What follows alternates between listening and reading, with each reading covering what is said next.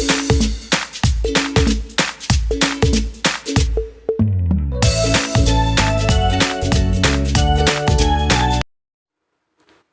எல்லாருக்கும் வணக்கம். இப்போ பச்சை பயிறு வச்சு ஒரு சுண்டல் தாளிக்கிறது எப்படின்னு பார்க்கலாங்க. ரொம்ப நியூட்ரிஷன் நிறையா இருக்கிறதுங்க இந்த பச்சை பயிரில். பாருங்கள், இது மாதிரி நான் ஒரு கிளாஸ் எடுத்திருக்கேன். உங்களுக்கு எவ்வளவு தேவையோ நீங்கள் அவ்வளோ எடுத்துக்கலாம். இதை எடுத்து நல்லா கழுவி தண்ணியை இருத்திட்டு நீங்கள் நல்ல தண்ணியில் ஒரு 3 hours நல்லா ஊற வச்சுக்கிங்க. பாருங்கள், அது மாதிரி நான் ஊற வச்சு எடுத்து வச்சுருக்கேன். இப்போ அது தாளிக்கிறதுக்கு தேவையான பொருட்கள் பாருங்கள். கடுகு உளுத்தம்பருப்பு 1/2 ஸ்பூனு, ரெட் சில்லி எங்கள் காரத்துக்கு தகுந்த மாதிரி ரெட் சில்லி நான் இப்போ 2 ரெட் சில்லி கிள்ளி வச்சுருக்கேன், ஒரு பெரிய வெங்காயம், கருவேப்பிலை, இது தேங்காய் துருவல் 2 டேபிள் ஸ்பூன் எடுத்து வச்சுருக்கேன். அப்புறம் கொஞ்சம் ஒரு சிட்டிகை மஞ்சத்தூள், 1/2 ஸ்பூன் சீரகம், தேவையான அளவு உப்பு, தாளிக்கிறதுக்கு தேவையான அளவு செக்கு எண்ணெய். இப்போ நான் கடலை எண்ணெயில் தாங்க தாளிக்க போகிறேன். வாங்க இப்போ வீடியோக்குள்ளே போகலாம். பாருங்க, இப்போ இந்த குக்கர் வச்சுருக்கேன், இது ஆன் பண்ணிக்கிட்டேன் ஸ்டவ்வை. இப்போ இந்த பச்சை பயிரில் அது முழுங்குற அளவுக்கு மட்டும் தண்ணி ஊற்றி வச்சுருக்கேன். அதுக்கு மேலே நீங்கள் ஊற்றாதீங்க. இதை ஊற்றி நல்லா 2 விசில் கொடுத்துக்கலாங்க. இப்போ இதில் நாங்கள் ஒரு சிட்டிகை உப்பும் போட்டுக்கலாம். பாருங்கள், இதுக்கு தேவையான உப்பு இல்லை, சும்மா ஒரு சிட்டிகை உப்பு மட்டும் போட்டு இந்த மஞ்சத்தூளும் போட்டு நல்லா 2 விசில் கொடுத்து வேக வச்சுக்கலாங்க. இப்போ 2 விசில் அந்த கேஸ் எல்லாம் நல்லா ரிலீஸ் ஆகிடுச்சிங்க. இப்போ ஓப்பன் பண்ணி பார்க்கலாம்.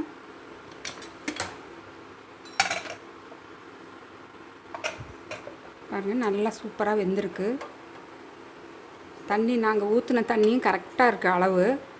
பாருங்கள், நல்லா வெந்து நல்லா வெடித்து வந்திருக்கு. பாருங்கள், இப்படி விரலை நீங்கள் நெசுக்கினாலே தெரியும் உங்களுக்கு, இது மாதிரி வெந்துருச்சு. இப்போ இது நாங்கள் எப்படி தாளிக்கிறதுன்னு பார்க்கலாம். பாருங்கள், இப்போ இந்த செக்கு எண்ணெய் ஊற்றிருக்கேன், மர செக்கு எண்ணெய். எண்ணெய் நல்லா காஞ்சிடுச்சு. இப்போ இந்த கடுகு உளுத்தம்பருப்பு சீரகம் இதை போட்டுக்கலாம். கொஞ்சம் கடுகு பொரியிற வரைக்கும் டைம் கொடுக்கலாங்க. கடுகு பொரிய ஆரம்பிச்சிடுச்சு. இந்த ரெட் சில்லி போட்டுக்கலாம். அப்புறம் ஒரு 1/4 டீஸ்பூன் எடுத்து வச்சுருக்கேன் பெருங்காய பவுடர், அதையும் போட்டுக்கலாங்க. கருவேப்பிலை, இந்த கட் பண்ணியிருக்கிற ஆனியன் போட்டுக்கலாம். எங்கள் பிரியந்தாங்க, ஆனியன் வேண்டான்னு நினைக்கிறவங்க ஆனியன் அவாய்ட் பண்ணிக்கலாம். ஒரு சிலர் ஆனியன் இல்லாமல் செய்யணும்னு நினைப்பாங்க. சுவாமிக்கு இப்போ நைவேத்தியமாக நினைக்கிறவங்க, ஆனியன் வேண்டான்னு நினைக்கிறவங்க இது மாதிரி ஆனியன் இல்லாமல் வெறும் ரெட் சில்லி கருவேப்பிலை மட்டும் போட்டுக்கலாம். ஆனியன் போட்டால் தான் அடுப்பை கொஞ்சம் சிம் பண்ணிக்கிங்க. ஆனியன் வதங்கிறதுக்கு ஒரு பிஞ்ச் உப்பு போட்டுக்கலாம். இந்த பச்சை பயிறு சுண்டல் ரொம்ப டேஸ்ட்டாக இருக்குங்க. நீங்கள் இதெல்லாம் குழந்தைங்க ஸ்கூலுக்கு போயிட்டு இந்த ஈவினிங் டைமில் வர்றப்போ ஸ்நாக்காக செஞ்சு வச்சு கொடுத்தா அவங்க ரொம்ப பிரியப்பட்டு சாப்பிடுவாங்க பசி டைமில்.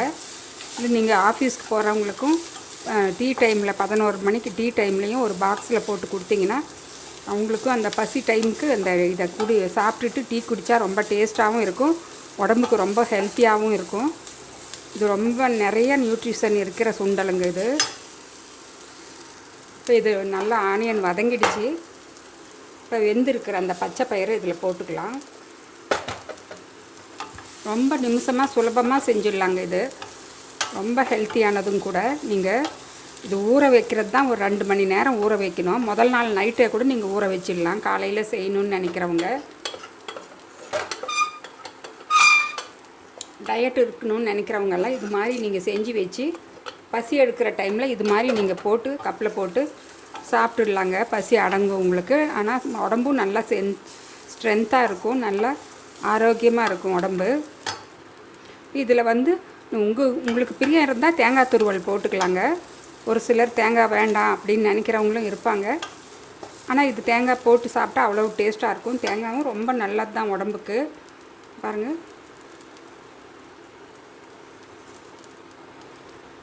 அவ்வளோதாங்க. ரெடி ஆகிடுச்சு. இது மாதிரி நீங்கள்லாம் ஸ்டவ் ஆஃப் பண்ணிடலாம்.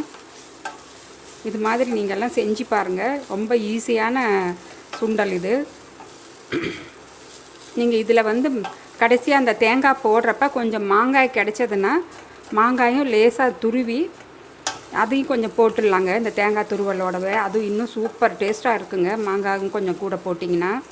மாங்காய் கிடைக்கல, எனக்கு கிடைச்சதுன்னா நீங்கள் வாங்கி போட்டு செஞ்சு பாருங்கள். அவ்வளோ டேஸ்ட்டாக இருக்கும். செஞ்சு பார்த்து உங்கள் ஃபீட்பேக்கை எனக்கு கமெண்ட்ஸ் போடுங்க.